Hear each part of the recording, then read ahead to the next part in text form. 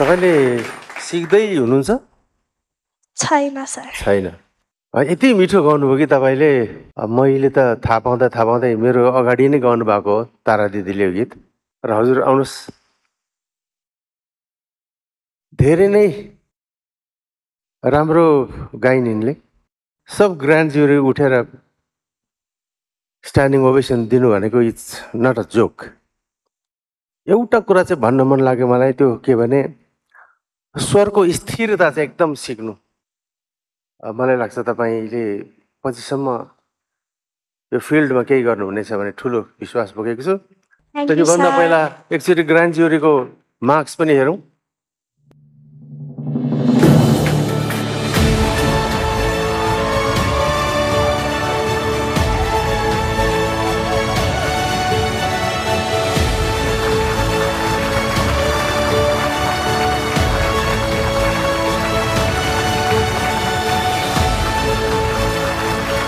आउनुहोस्।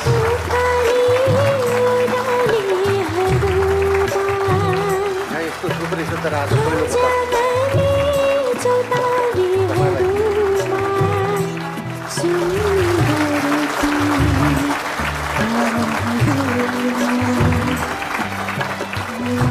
तपाईँ बुवालाई चाहिँ कस्तो लाग्यो?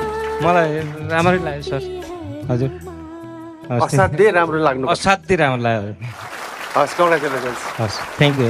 हस् हस्।